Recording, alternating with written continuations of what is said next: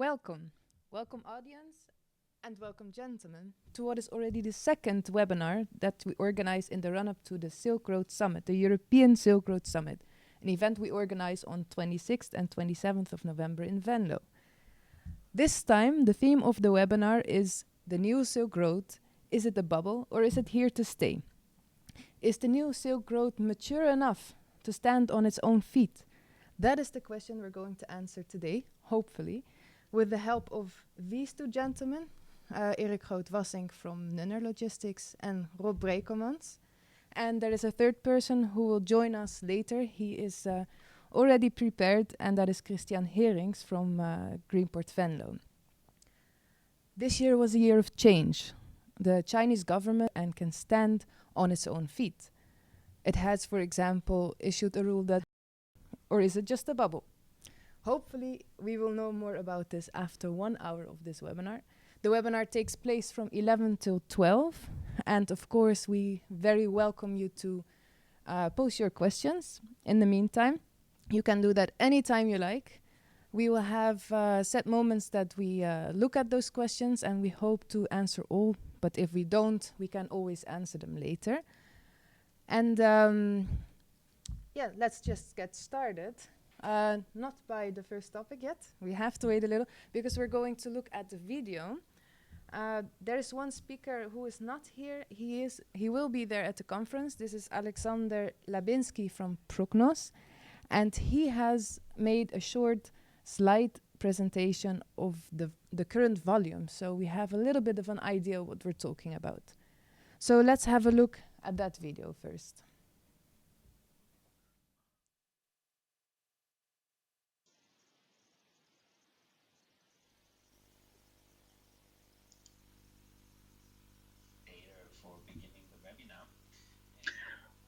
Hello and welcome to this little input on the current demand and growth rate along the new Silk Road. My name is Alexander Labinski. I'm working at Prognos AG and I was asked to provide you with some basic data for beginning the webinar.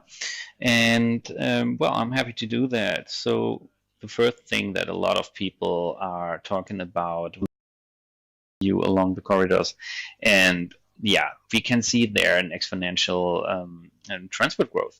But on the other hand, we should not forget that the transport along the new Silk Road is still just a small amount of all the overall transport between East Asia and Europe. Here, for example, the comparison with the transport between the port of Antwerp in East Asia in pale blue. And as you can see, this one single port in Europe alone has a six-fold transport volume regarding transport to and from East Asia than the whole new Silk Road network. This is also a factor you have to see when you look at the growth rates. Yes, the growth rates are, of course, exceptional in the last years, but this is also due because of the low starting volume. Well, we started from a low level, so obviously now the growth is very high.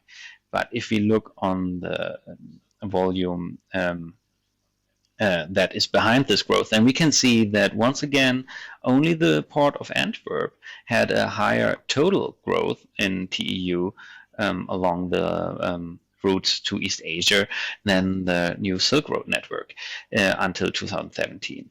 So this shows that even there, the sea transport is also not losing out to the to the railway network at the moment, but still only the question who gets more of the new transport along these routes. Before we end, I want to give you also a little outlook. So there was a study from Roland Berger for the UIC in 2017 that foresaw 636,000 TEU in 2027 along the new Silk Road, all the different corridors. So if we assume that this is right, then we will see between 2018 and 2027 a 72% in growth along the new Silk Road. Now, if we assume instead that the growth rate as we could see them in the past will go on, then we will have a 250% increase until 2027 to over 1.1 million TEU. However, this is still less than a lot of the projects along the new Silk Road are aiming for. So this obviously leads to the question: do we have a bubble situation here? Is the expectations, are they too high for the new Silk Road, or is there at the moment just a little slump, and then there will be another explosion of growth rates when the projects really kick in? I'm quite sure that we will talk a lot about these questions today in this webinar, and so therefore I thank you for your patience and for your time, and I'm looking forward to see what we see in the other presentations today. Thank you very much. Let's first have a look at the first topic, the rate of full containers. So, end of 2018, the Chinese government has issued the rule that only full trains can leave China. What does that mean, and how does that work out in practice? Go ahead. We especially this summer, we feel the first time that we faced with that they took out trains out of the schedule because trains were not full. So yes, there is a sign on the market that the government is taking some control, especially on those companies that have their own block trains, they don't have that issue. And this is also given the fact that the reduction of the frequency, because that's actually where it actually hurt the market at a certain point. Also, how the market, I mean, the end users are looking at the service of the rail. And what is it good for? Why does the Chinese government do that? I think they just want to see that there's no subsidy given to empty containers, which I feel that's 100% correct. Yeah, and I think we also can overcome these problems. We as Nuna, we work with several platforms, and you change to other trains, to other platforms, and you can bring even your container to Shanghai via Wuhan or via Xi'an. So we can handle these problems at the moment. But was it really that bad, the rate of empty containers or empty trains? Well, at a certain point, you could book. I give you an example of Wuhan at the time when they just stopped the service for a while. Yep. So even that you had an agreement and you want to book, and they say, sorry, we don't have the service temporarily. You know, this is not what the market can handle.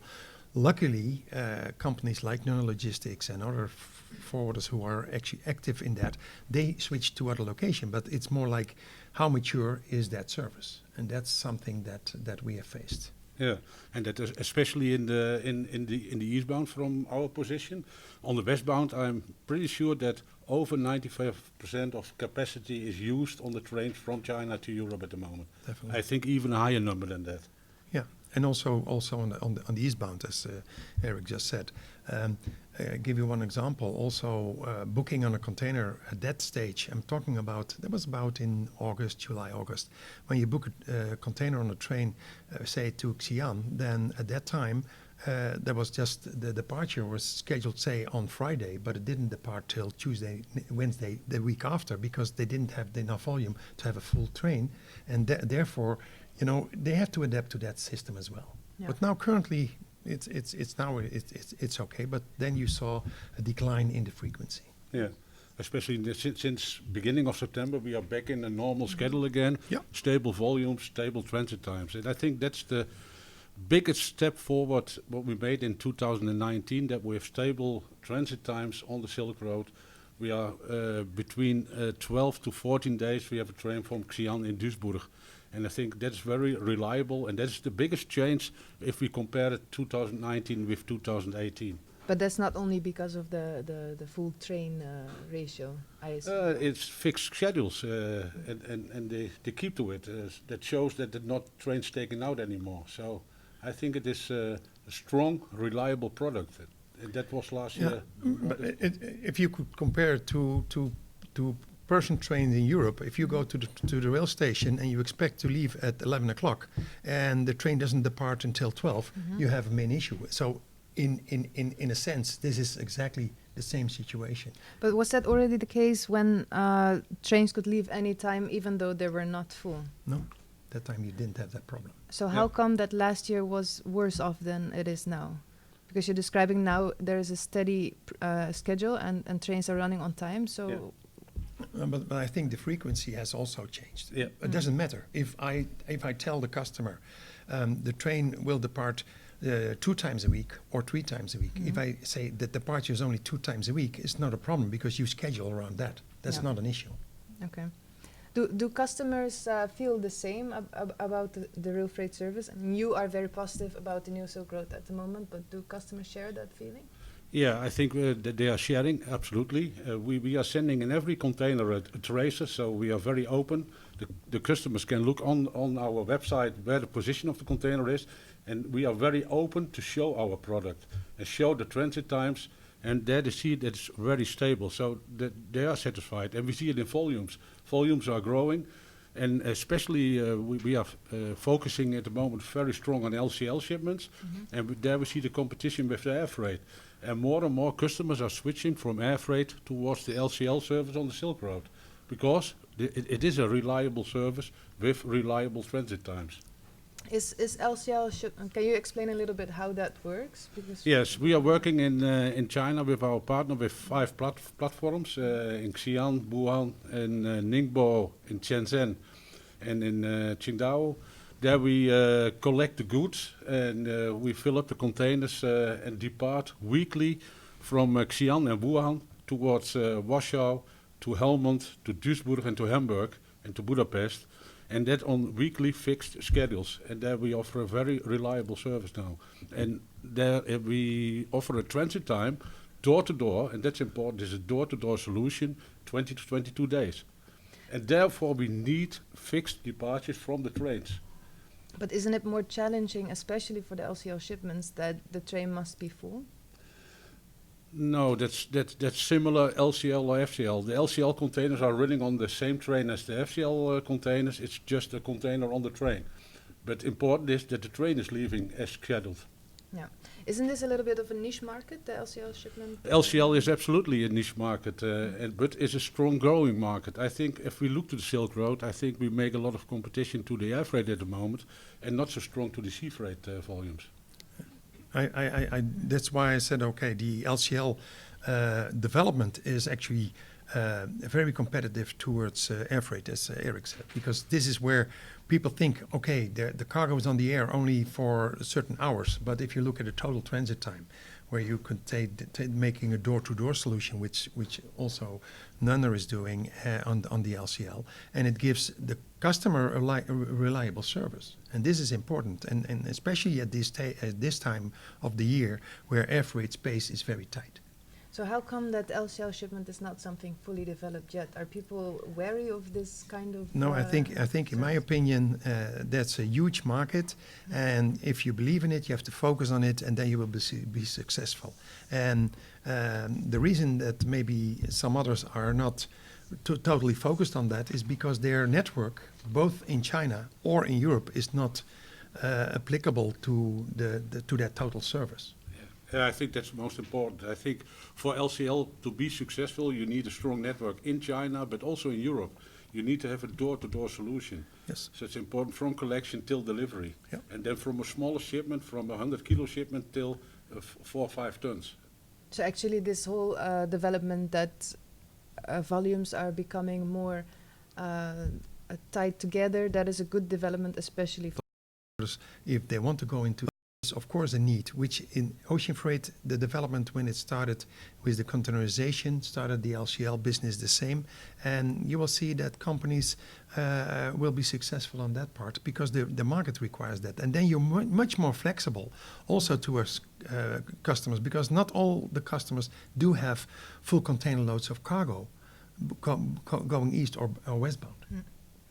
Can you name some examples in China where this is happening, and can you name some other examples which are losing out on this market at the moment?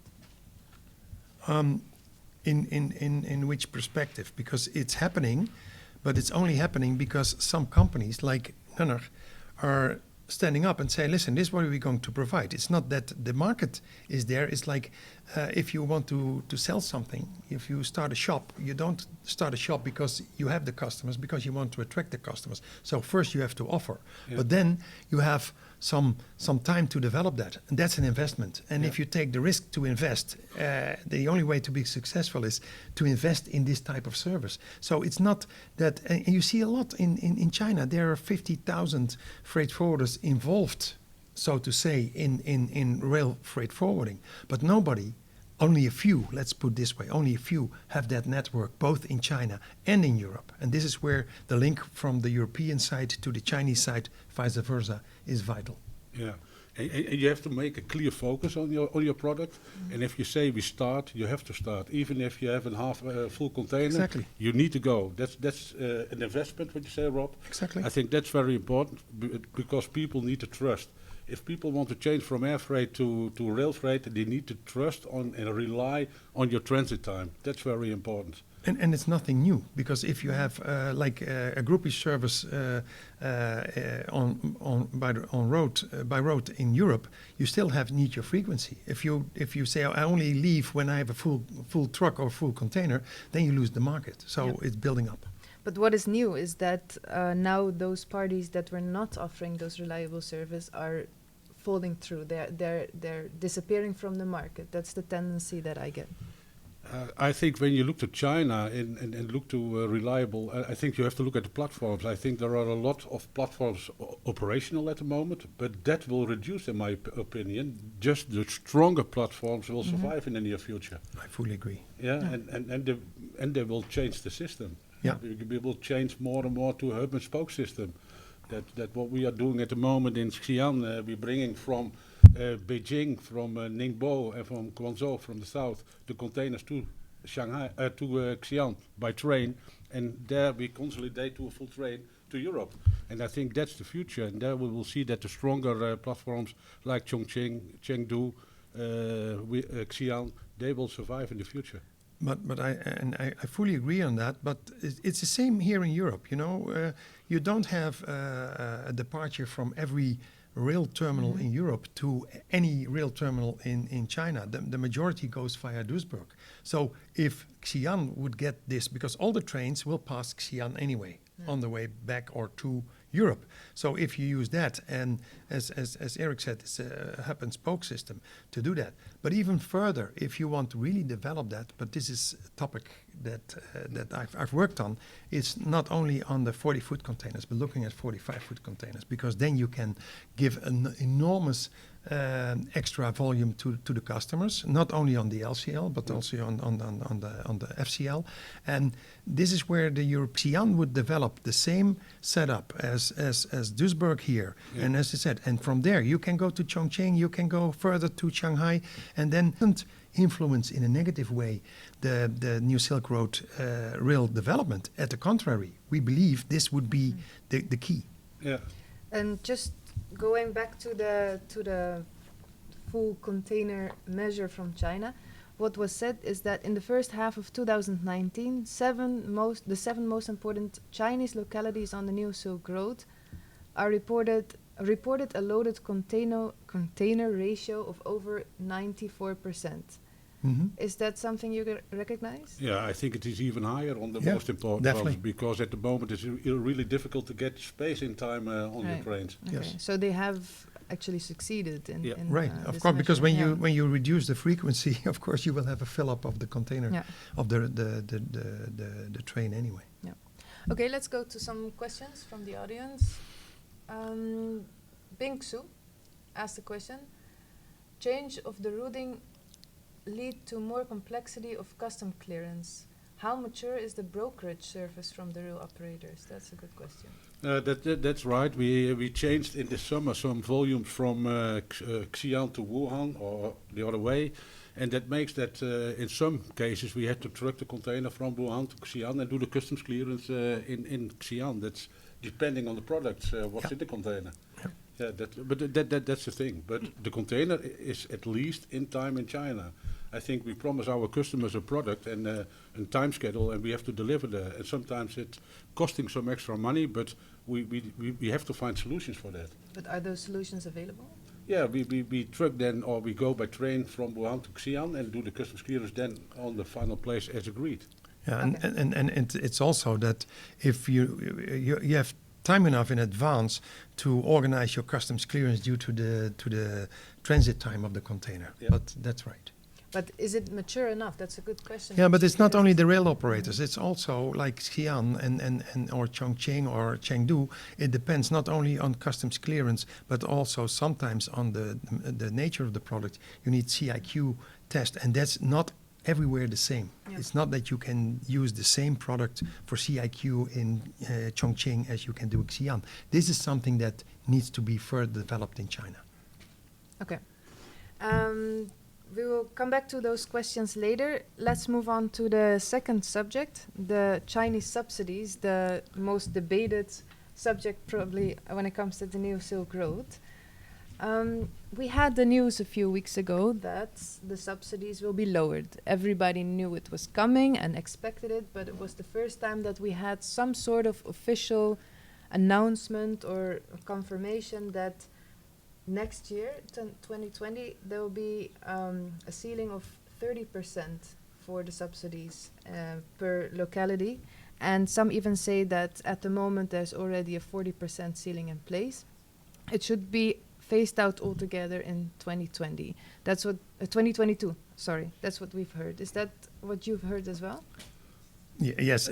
Sorry. No, go ahead. go ahead.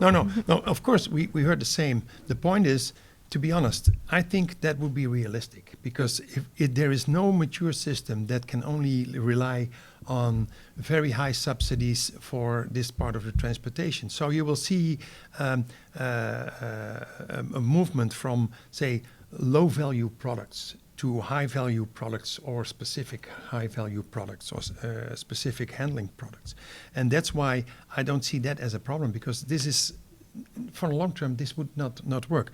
Till now, we didn't see too much of it, but we're sure it's coming. And to be honest, in my opinion, that's the only way to be more competitive on a realistic level. So you're actually happy that it's finally there?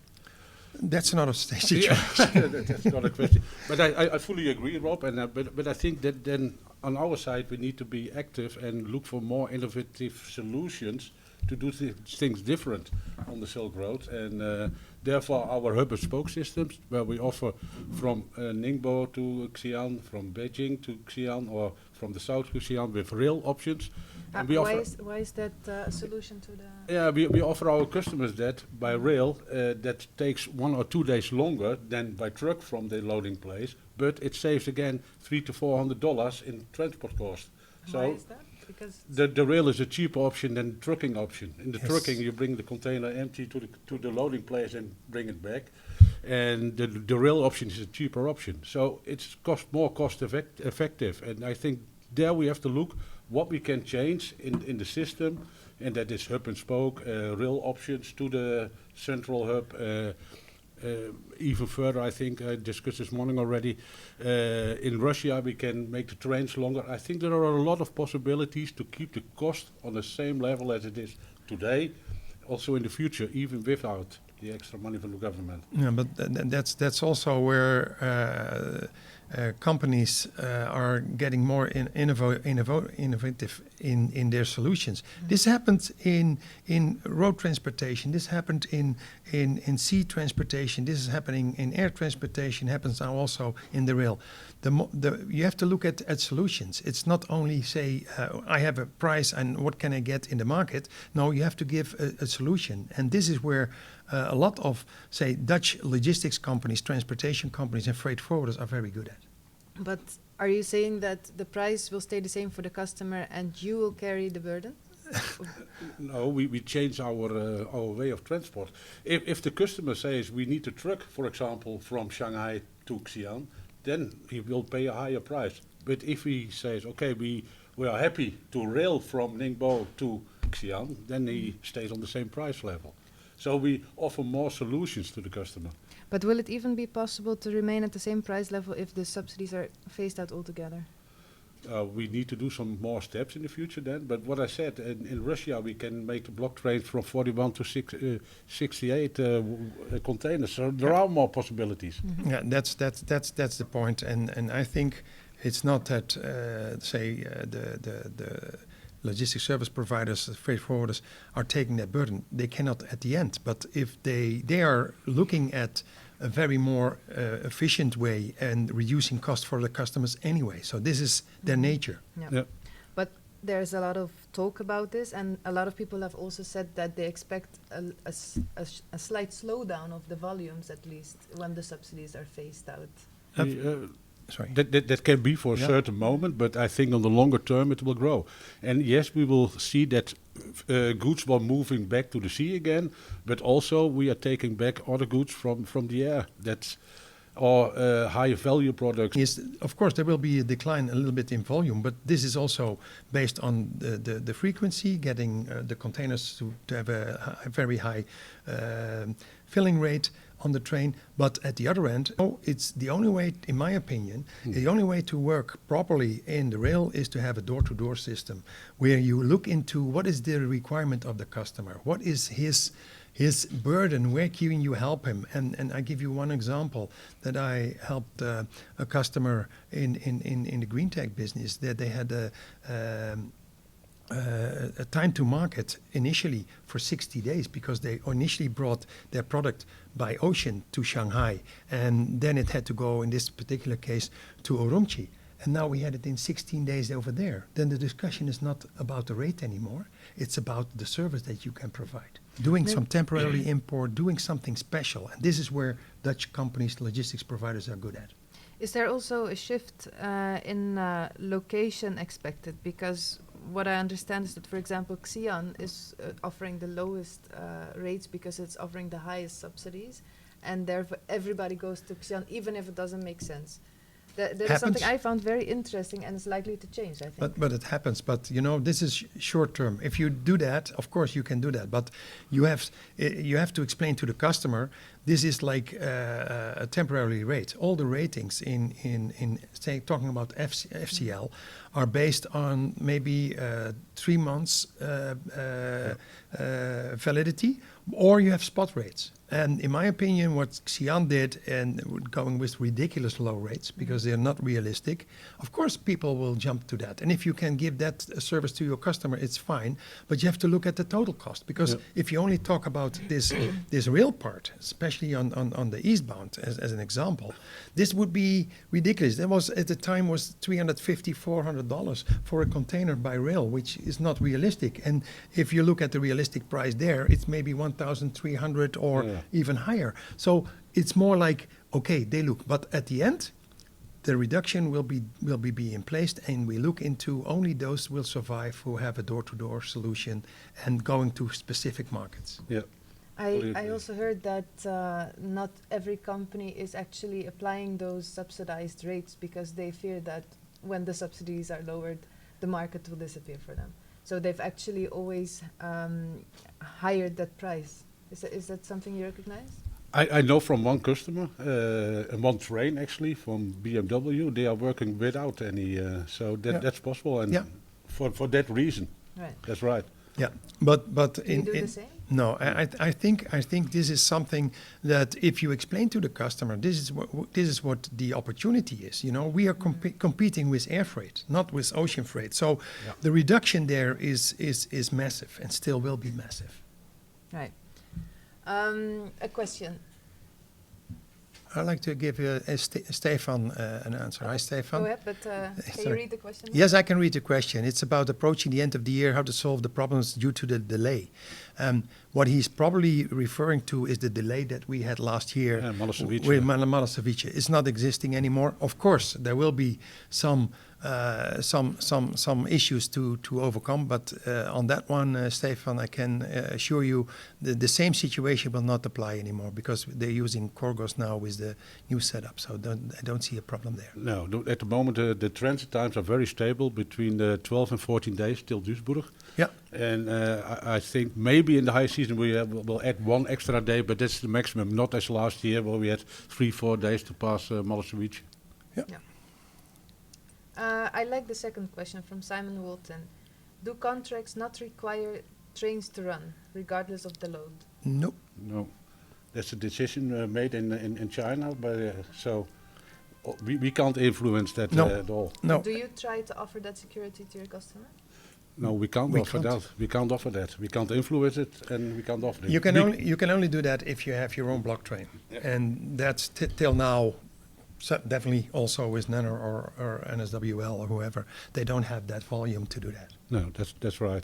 But I think what you can do and can offer a customer is to work on more platforms, to have alternatives. Yeah. Right. Is a full container load, if a full container load contains lots of HS codes, how efficient can the brokerage be? Well, it depends if all the HS codes are correct and it's done custom-wise correct, there's no issue. Doesn't matter. Doesn't matter. No, it depends on the product. It's the same as in ocean. Yeah. Right. But there's still a little bit the sense of it's all too complicated and there will be delays and there's still No, not you enough need confidence to write a showing. custom broker. Yeah. Well, okay. Let's try to come to a conclusion a little. And then we have room for a lot of questions. In the presentation done by Alexander at the beginning of this web. In my opinion, that growth was based on the initial thought about how this development on the new Silk Road goes. A decline in the subsidies for the rail, because at the end, that cannot be fulfilled. In my opinion, those growing rates will be reduced based on the new situation. And to be honest, in the few years that we are working with this, all these perspectives, all these ideas about the volume going up in a certain way has an effect on what the other circumstances, like subsidies, like for example, if tomorrow the rule will change and we can have electrical cars on the rail, which currently we cannot, that could be an explosion. And the Chinese are working on that. So can you explain why that is an explosion and what is supposed to happen for that market? At this stage, it's not allowed to have batteries and a certain type of batteries on the rail. So it means that also in the automotive industry, they have to find different solutions for transporting the cars to Europe. And if the rail, if they could put it on the rail, that would be a total different situation. Yeah, and because that you would it's see. classified as dangerous goods in Yes, China. yes. But they're thinking about changing that because it's in their advantage as well. And the same is with foodstuffs coming on the Silk Road. Yeah. So it's new markets, and I think also look for new opportunities on the Silk Road. That gives the growth possibilities also in the future. Because now you're referring to the transfer through Russia. Yeah. Yes. Yeah. Yes. And this has an effect because we can do it due to the ban that got off, but China, not all the platforms are ready to receive that cargo coming back to CIQ again. This is something they have to develop. Right. So if I ask you, is the market mature enough to handle these measures? What would you say? Yes, I say yes. I fully agree. Fully The agree. market is, but there are some things that need to happen in China. Yeah, and but look, also in Europe. In Europe. And what would need to happen in Europe? You need to have the network. Yeah. If you're only looking at the small area where you're just currently working at, if you, for example, have products from Spain, you can say, okay, we need a train from Spain. No, if we use the same hub and spoke system as you mentioned, both here, take the intermodal network, and if I look at that part, as Nunner is doing, Essos is doing a big intermodal network, they will link the containers, the products to and from China through Duisburg, based on the hub and spoke system that they can provide themselves. Yeah, that will be the change, in my opinion, as well. That we not have a train from Chengdu to Luxembourg, from Chengdu to Paris. It will go via hubs, and there we have rails. We're building up rail solutions now into Europe, into Scandinavia, into Italy, and there we widen our network, and that gives new growth possibilities. Definitely. So it's interesting that we have a session about the European hubs and upcoming European hubs at the European Silk Road Summit. So we hear more about places in Europe that want to be that hub and whether they have a good chance of doing that. Let's go to some questions. A question from Amina Zai. Some commodity can be accepted by some terminals but are rejected by other terminals. What is the root cause? Isn't there a standardized regulation from China Railway? Well, there is a standardized regulation, but it's more to do with the CIQ situation at that terminal. Because if they don't have, for example, for pharmaceuticals or chemicals, the proper CIQ, they will say it's not on this train. Yeah. But Amina, this is not something that is. Of course, you have to apply to that. But once the CIQ situation, customs clearance in China, is a regular one for all the locations, you won't see this anymore. Yeah, that's right. Correct. Eric, maybe a nice question for you regarding the subsidies. As we all know, Silk Road transport cannot be sustainable without Chinese subsidies. What do you think? How can privately owned terminals survive? For example, Yiwu. Now, that's what I mentioned before. I'm a believer that the strong platforms will survive as the main hubs, also in China, but also in Europe. And from there, we do the hub and spoke system. So I think, I agree, it will be difficult for smaller platforms to survive in the future. And is Yiwu one of those smaller platforms? Yiwu, at the moment, they stopped also some trains and starting up again. Okay. So yes, not so regular. Because they were one of the first to jump on board, weren't they? Yeah, that's right. So that's what right. happened to Yiwu? I don't know, but they stopped also traffic to Europe, and they started up again because of these fully trains. They were not succeeded to get full trains. Okay. And it's strange because the Yiwu is located very close to Shanghai, and if I look to our volumes, our main volumes still come out of the region Shanghai. Mm-hmm. So what are other competitors in that region? Yes, you have Hefei, Suzhou, Xi'an, Wuhan. They all. It's not coming from Beijing, and then they expect to have more business in their region from this period. And if that's not the reality, and it's also a learning curve. Okay. A question from Ivan Todorov. You mentioned that now the service is more stable and trains really depart at their fixed times.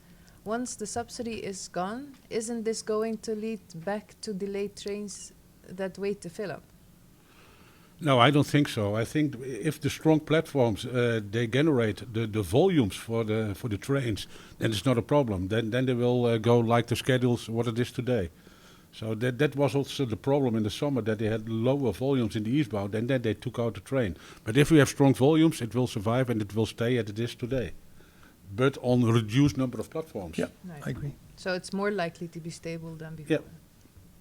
Simon Walton, do you see a solution to cancel trains from China? Perhaps freight forwarders running their own guaranteed departures. I foresee that, you will see the big guys like the DB Cargos and the Schenkers and the DHL. They have their own block train for their own customers. It's a total different market because they do have the customers already. For the others, I don't see that freight forwarders will start their own train, subject to the fact that if they have a guarantee of their customers of the volume. Yeah, and it takes also away your flexibility. Right. That you can switch from one platform to the other. Yeah. If you have just your own block train, you're fixed to your block train. So right. I think the best way is what it is today, that you can also be flexible. Yeah. Jean-Pierre Petraroli asked which role the Mediterranean area takes at the BRI project in Europe? Well, it's actually what Eric said. They will be part of this hub and spoke system. If they look at that, that would be great. You know what happens in Italy with the investment in Italy. It's part of that. And if everybody is looking at their own situation, their own trains, they will face the same learning curve as what we have, in western part, northwestern part of Europe. So in my opinion, they will be part of this total network, and they will be very, very important for the support of that service. Yeah.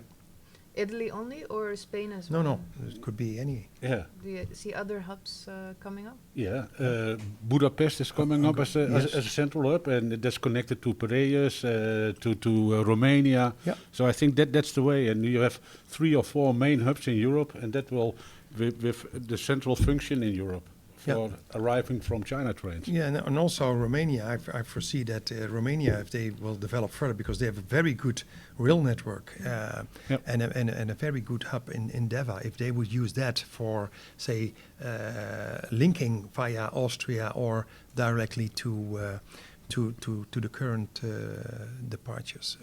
I think important is if you have a central hub function, you need to have the daily departures to all the depots. That's because important in the rail traffic on the Silk Road is the transit time, the guaranteed transit time. That's key.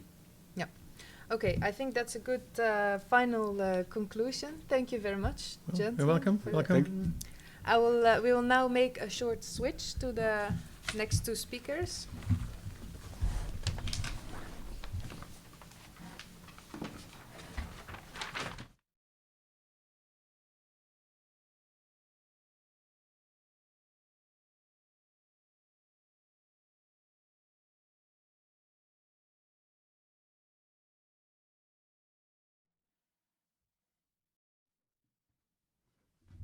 Welcome. Thank you. Thank you. As we can see here, we have Christian Herings from Greenport Venlo and my colleague Arie van Dijk from ProMedia. Hi, good morning. Good morning. Good morning. Let's start off with you, Christian. You're working for Greenport Venlo, but what is Greenport Venlo? Well, first I have to state we are not a logistics company and we're not a port too, but we're the development company for the Venlo region. So what our job is to develop an area of about 54 square kilometers. We offer versatility of business locations.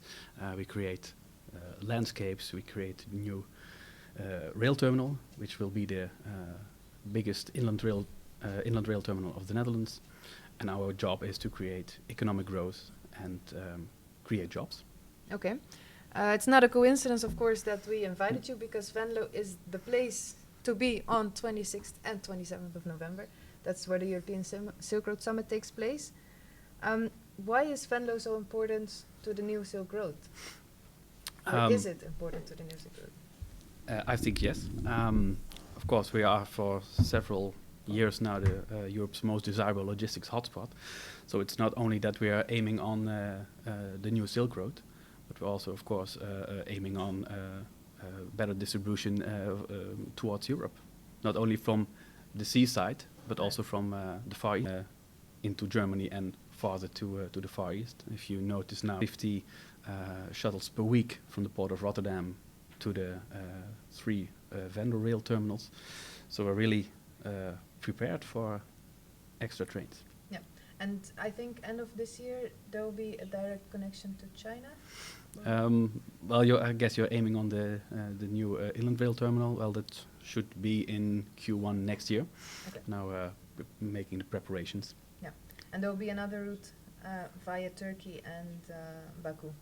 Yeah, that's something, of course, we as a development company do not do, but that's a job of logistics service providers. In this case, it's, for example, Kaboto Group, one of the many logistics companies in the Venlo region that is going to create, or already is using that route, because the tracks are already there. Yeah. And why wouldn't a customer choose for the port of Rotterdam directly to distribute its goods in Europe? Why would it go via Rotterdam and then to Venlo, for example, or the other way around? Well, I think it creates just a better a business model if you are planning a distribution in Venlo. And why is that? Well, we have some more space. Land prices are well quite a bit lower than in Rotterdam. There's less congestion, and you're also on the edge of a very large consumer market, which is the German Ruhr area. Yeah. So it's all around the corner. Okay. But I think we're going to see some of Venlo at the summit. There For are sure, some yes. site visits. Yes, we've got a couple of visits. We're going to visit the Nunner warehouse, and we're going to go to the Carlos Control Tower. And I'm very happy that we're going to see Venlo up. I said rail is getting more and more important. Of course, in many supply chains, people are shifting to rail in the part of sustainability issues, but also because it's really a fast way to move goods. And yeah, ever since we saw the Silk Road developing, it's getting more and more serious also for Asia trade. So that's very good to see. Like we heard today, some figures. Most of the trains are fully packed, going all the way, and the frequency is going up and up. And we're organizing this event for a number of times, and we saw it was a very exotic event at first, but now it's getting more serious because people are choosing the Silk Road. And why is it different? And how is it different from the previous editions? I think it's mainly because it's getting now so international. Because we saw the first time we were organizing it, it was for our Dutch readers of Nieuwsblad Transport, because we are a Dutch newspaper. And we saw they are very interested in this new connection, of course, which is the alternative for air and ocean freight. And now we see more and more questions from our international guests, of course, via our website RailFreight. How can we connect the supply chain? So we already have registrations on more than 15 different countries throughout Europe, and also farther than that. And we're expecting well over 300 participants, so that's very nice to see. We're really making a European platform for the Silk Road, for professionals to come together and to share knowledge and to share business cases. How can we build this connection? And it's a 2-day conference this time, Yes, isn't it? of course. Yes, it's 2 days. It was normally it was one, but now we have 2 days. The first morning we're going to see something of Venlo, and then we're going to start the conference. And then the first day we have also a networking dinner, which will be really nice. And then the second day also in-depth presentations and so on.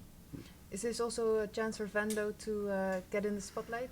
Of course. I joined the first 2 editions of the new Silk Road Summit, and every year I thought, well, I have to bring that to Venlo, because a lot of logistics service providers are involved in rail traffic towards China, but also towards the port of Rotterdam. So I see only a lot of chances. So together with Leo, the Limburg Development Agency, we partnered in this summit. Yeah, and there's a delegation at the moment in China putting Venlo on the Chinese map.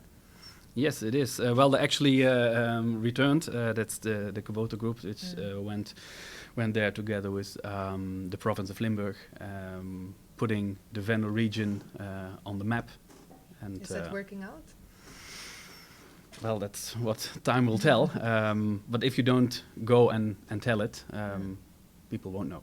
But is it hard to be seen by the Chinese? Do you have to put a lot of effort to be seen as a small Dutch city? Big, yeah, I think you should tell them, because if you look to on the world map, the Netherlands is just a needle's head. So you have to tell why you should come to Venlo. You really have to explain them, and what are the differences in, like you said, putting up your business in, for example, the port of Rotterdam. Yeah, and I think it's a very Dutch discussion of Venlo or other places, Rotterdam or Antwerp, which is the most important hotspot. But from Asia point of view, it's just... By the end of the day, when the train arrived, they're also coming to Tradeport North in Venlo. Yeah. So, or from Duisburg, yeah, same story. And of course the terminal, like they said before, which is being built up and hopes to connect to the Silk Road very soon. But it's not a Venlo conference per se. It will be much broader. It will be really the European perspective, but also Asia. We're going to talk about subsidies, like discussed before. We're going to talk about volumes. We're going to talk about price development. And all coming together, we really want to give a comprehensive view on the supply chain and the Silk Road. How will it develop? And more shippers are making the switch. And I think we're still only at the beginning. There's so much